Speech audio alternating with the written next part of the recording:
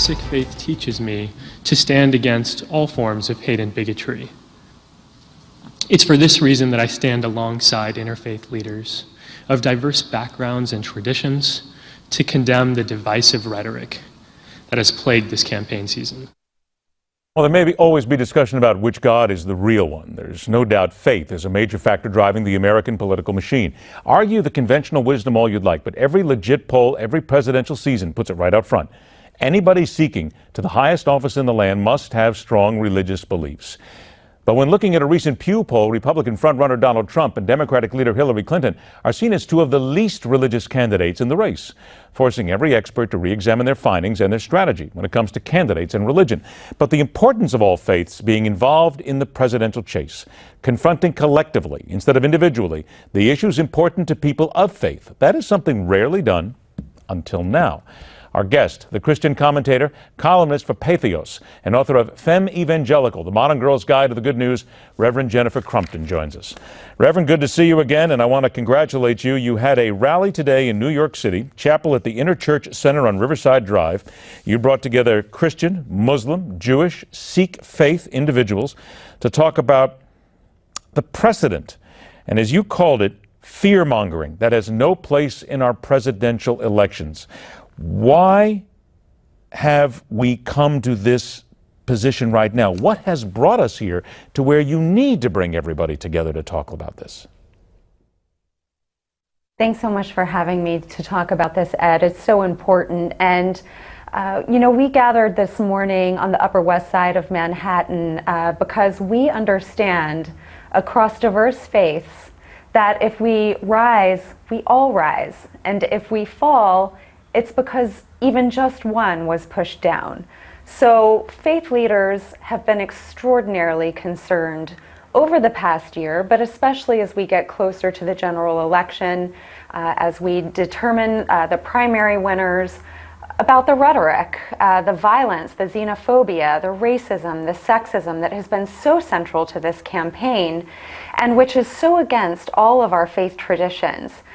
So we came together across religions for one purpose, and that was to publicly condemn the tone and the rhetoric and the policy proposals that we're seeing that are so un-American and frankly hate-filled. Well, let me get to that if I can for a minute, Reverend, because I'm short on time, but I want to make sure we answer this key question. What has brought us to this point to where it has become so evil?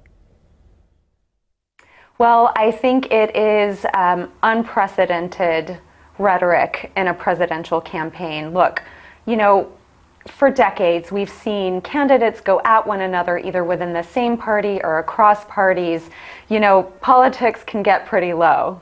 It tends to go below the belt. But for the first time in a long, long time in the 2016 presidential election, we're hearing really scary proposals about banning Muslims, about keeping databases of Muslims, about building a wall around our beloved country that used to be such a beacon of light for refugees and for people who wanted to come here to make a better life. We're seeing concepts spoken so blatantly about really changing who we are as a nation. And as faith leaders, we don't want to see that happen. So we felt a very dire need to stand up and speak out and say we condemn it and we won't accept it. I got about a minute left here. You brought all these groups together. It's wonderful, all these people together. But what happens from here? Because you and I both know that many times you have rallies, but the message never gets out. And quite frankly, it would seem that there are some presidential candidates who just couldn't give a damn what you or anybody else has to say about faith. Well, today the rally was not the end of this. It's not the end of Faith Not Fear. In fact, it was just the beginning. This kicks off a major social media campaign using the video from today's rally, like you saw in the opening of Dr. Singh, using the statements of these faith leaders to circulate across social media to really galvanize the voices who actually feel this way but are in the shadows and haven't had an opportunity to speak out. So we're going to be talking through November. Briefly, is there a website people can view these videos at? Go to @faithnotfear on Twitter, and as soon as we get the videos edited after the rally this morning, we're going to be posting them on YouTube and circulating them. We're going to talk more about this as it goes on. Great effort. Reverend Jennifer Crumpton, thanks so much for joining us. Good luck in what you're doing. Let's remind everybody that we want to thank you for watching Newsmax TV because, as you know, Newsmax is America's fastest growing news channel, 43 million homes and growing. Tonight, we're excited to announce that Newsmax TV is now on Apple TV. But if you don't have Apple TV, don't worry about it. You can watch Newsmax TV almost anywhere.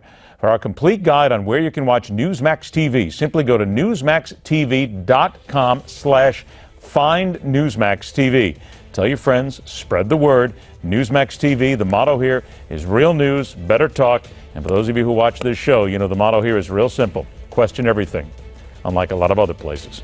All right, the need for more showtime at the RNC, the upside and the downside of all that, next, right here on The Hardline.